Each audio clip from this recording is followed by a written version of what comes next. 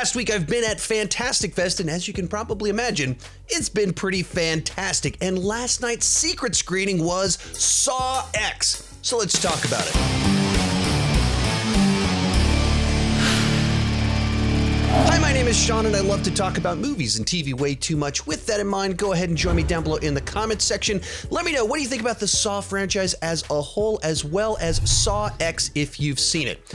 As for me, I feel like I enjoy the Saw franchise more than I enjoy the individual films. And when they announced this movie, what the premise was, and then especially when they put out the trailer, I was like, that's a good idea. That feels like the missing Saw film, since Jigsaw's the star of the franchise. He's never been the star of any one film, and that's what this movie delivers. So I thought, this one might be something special. So does it deliver? I'll tell you in just a second. This video is brought to you by HelloFresh. With HelloFresh, you get farm fresh, pre-portioned ingredients and seasonal recipes delivered right to your doorstep. HelloFresh handles all the meal planning and shopping to deliver everything you need to cook up a tasty meal right at your home. They do all the hard part, and you get to take all the credit. HelloFresh's menu includes 40 recipes and over 100 add-on items to choose from every week, from veggie to family-friendly to fit and wholesome. We went with family-friendly, and here's what we loved about it. Right now, we have 3 kids at 3 different schools. We don't have extra time. The instructions were simple enough that a newer cook like me could figure it all out, and all 5 of us enjoyed it so much that we wanted more. Go to HelloFresh.com/50 Sean Chandler and use code 50 Sean Chandler for 50% off plus 15% off the next 2 months. HelloFresh is America's #1 meal kit, and you can get 50% off plus 15% off the next 2 months at HelloFresh.com/50 Sean Chandler and use code 50 Sean Chandler. And let's get started with the good. And as I said before, I feel like I enjoy the Saw franchise more than the individual Saw films. And so much of that is because John Kramer, the star of the franchise, the most interesting character, is always a side character. He never gets to be the lead. He's never the character we're following around. And so with what I'm about to say, put it in that perspective, I'm not crazy about any of the other Saw films. I think this might be my favorite Saw film at this particular moment. And it goes back to exactly what I just said. Finally, John Kramer, Jigsaw, is front and center. We're following him throughout the story. We learn more about him. We see kind of his worldview and perspective in action and how he perceives the things around him. He's a character that you actually care about. And so you see the heartbreak of this old man, as crazy as he might be in another sense, but he's desperate to live. And because of that, he's vulnerable. And you see that play out where Jigsaw becomes a person with ambitions and just a simple desire to live. And even the way the story plays out with kind of his philosophy and everything he's doing, you see his mercy. You see how he responds to injustice and when people violate his rules, not just from the perspective of when he's imposing it on people, but in other senses as well. It's a whole new view on it. And while we've spent a lot of time with this character, when you get so much in a single story and you get to see the moments between the big stuff, the conversations behind doors, what is he doing when he's not putting people in traps? It just makes the character that much more compelling. And he was already the most interesting character in the entire franchise. And you finally, honestly, it feels like the first time we have a Saw movie where you actually care about the lead character. You're actually invested in that character. And because of that, it means the movie can deliver more emotion than you'd expect from a Saw movie. It's a Saw movie, so it's not going crazy with any of this, but there's emotional moments. It pauses for a little bit of reflection, and they use that quite effectively. Another detail in here with this kind of shift to following Jigsaw and seeing him actually get wronged by people it creates this scenario where our perspective on the people in the traps is very different. Instead of it being, we're assuming they're innocent and being wronged, we know they're guilty. And so it's almost like a revenge story of sorts. Now, he insists it's not revenge, but it has that flavor to it to where all those sequences play a little bit differently. You can do really nasty stuff to people and you're more okay with it when you know this is a really bad person that's done terrible things and has been lying and manipulating and taking advantage of the most vulnerable. So it just gives it a different feel and vibe to it. It gives us actual villains. And so you have this scenario where it kind of treats Jigsaw as this anti-hero, and it puts the stuff that he did in the other movies kind of into a new light in a way that I really appreciated. And at the same time, because of how this is all playing out, it also pauses to have just a little bit of self-awareness. John Kramer's worldview of, I don't kill people, they choose whether they live or die. Pretty ridiculous worldview. And there's characters in this movie that have opportunities to kind of say what certain audience members are thinking. So it like brings even a certain level of self-awareness. And then you can see him like process that a little bit, where he's a real character, not just Jigsaw the villain. And there's just all those little details. It's not like this big departure or anything like that.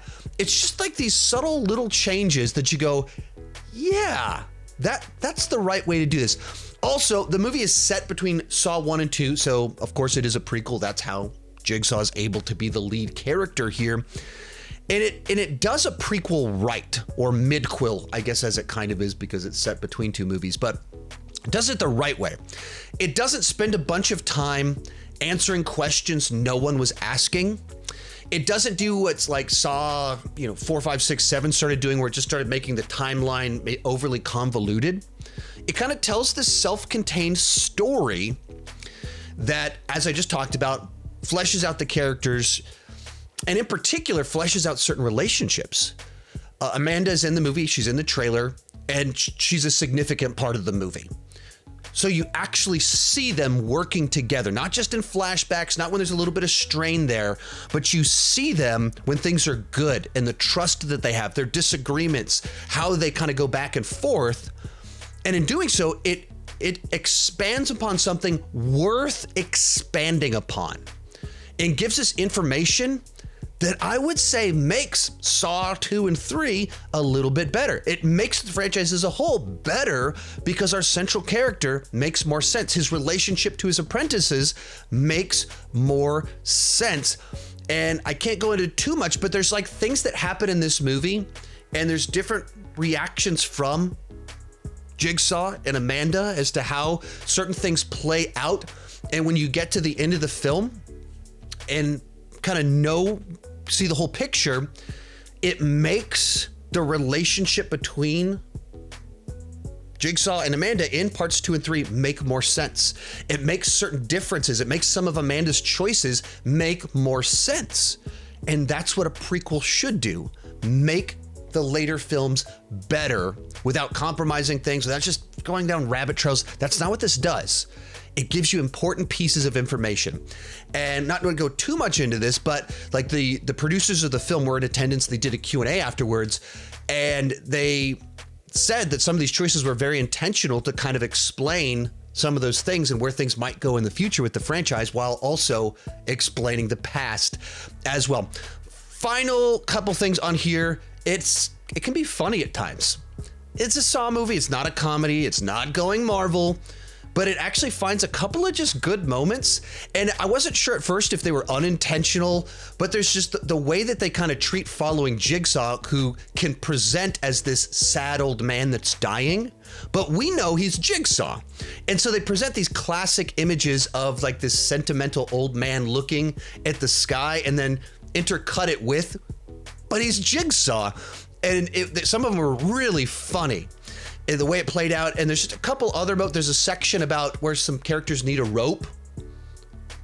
Just so dark, but really funny with how it plays out. So I wouldn't have thought if that Saw movie was kind of funny. It's not over the top. This is not Marvel humor. It's not that, but just a couple of solid laughs at just the right moment that are appropriately really dark for the franchise. And of course, it is a Saw movie. You need gnarly traps, and there's plenty in here that had me turning away. There's certain types of injuries, and especially like skull stuff. That stuff weirds me out. So like I had to look away, and there's a lot of squirming with the way that traps are handled and yeah, there's some nasty stuff in this movie. So you get traps, nastiness, but the best lead character of the franchise, we actually finally get to follow him around the entire movie. It feels like after 20 years, they finally figured it out. Like, this is what the franchise should be. This is what it should look like. All that said, there's a few more things to talk about here, so let's move on to the mixed aspects of the film. And in the mixed section here, these aren't actually good or bad things about the movie, they're just things to discuss. Several people have asked me what Saw movies did they need to watch before watching this film. It's kind of tough to answer. I think it does kind of work as this standalone story.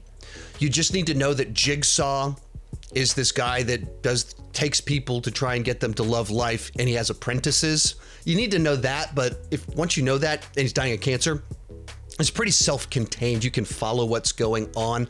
It's set between parts 1 and 2, but if you've seen the movies, you know part 1, Jigsaw is like the person we keep talking about, but don't really see him all that much. And then his apprentices kind of come in parts like 2 and 3. So if you're looking to watch movies to kind of understand this a little bit better, you probably do need to watch both Saw 1 and Saw 2 and know that this one kind of comes in the middle. But the guy that was sitting next to me, this was the first Saw film he'd ever seen. I gave him the 30-second version of what's going on before it started. He seemed to be able to follow the movie just fine. Second thing, I talked about this a little bit earlier, but it does set up a sequel. In a couple of different ways. It does a couple of things, or it teases where things could be going in the future. And following in this point in time, 20 years ago, right, between the two movies, it sets it up to like tell more stories in there. And the way they do it was frustrating for me until it got to the Q&A where they were talking about it was a very intentional choice. It's the Saw franchise, we're always looking to do more. And so the choices made in the final 5-ish minutes, all intentional teases of what we could be doing in the future. Final one on here, is there a post-credit scene? There's a mid-credit scene. It is one you need to stick around for. In particular, well, it functions both as tying up a loose end as well as one more fun little thing for Saw fans. So definitely stick around for the mid-credit sequence. And when you combined where they leave off the pre-credit stuff and then the mid-credit scene, you get a flavor for where, is that where some of this might be headed in the future? Well, that's kind of interesting. From there, let's move on to the bad. And the biggest and most important thing here is Amanda's wig, which looks terrible. So the movie's set almost 20 years ago. The actors have aged 20 years. With Tobin Bell, the fact that he now looks like a dying old man actually works because Jigsaw is a dying old man.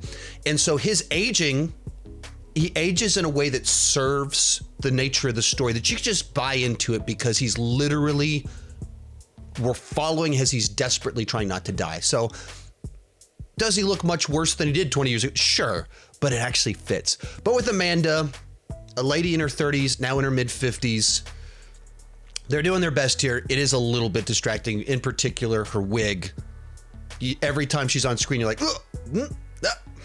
no, that's not working. A couple other things here in the midsection of the movie. It's more kind of, it returns to the vibe of the first film, which is like a single room setting quite a bit. And I don't know that necessarily in a lot of ways served the movie. In particular, in the middle, it started to get a little bit repetitious of, all right, next person's up. It finds a way to add a couple twists in there. And so as soon as I was like, this movie might lose me over this, it changed it up enough that it was like, okay, we're good. But I wish that it had a little bit more variety in the kind of the location, or an additional room or something like that. Cause it's very much like they're here, he's up here. And I think it needed a couple more moving parts in there to not just feel so repetitious. Also, it is the 10th Saw movie. We have done this before. Feels like they're just now figuring out the formula, but have we seen Jigsaw try to teach people a lesson? We have done this before. The revenge aspect that they're villains adds a nice touch into things. We've done this. So just not quite as fresh. And then with the nature of the story being in Mexico, a lot more with these movies, there's always a little bit of like, how did he build this? How did he put this in this location? How did he get all this done? And in this movie, where he's literally right near Mexico City, even more so, you're like, come on now. How did he get all of this done in this location while you're making such a point of how bad his health is? This doesn't fully kind of add up here. So some of those kind of baked into the Saw cake, that some of this is convoluted and you couldn't actually do any of this remotely close to any of this. But, you know, you do think like, wait a minute, like how did he get that? There are certain traps where it's like so elaborate and has like artistic design to it. You're like, what? When did he have to?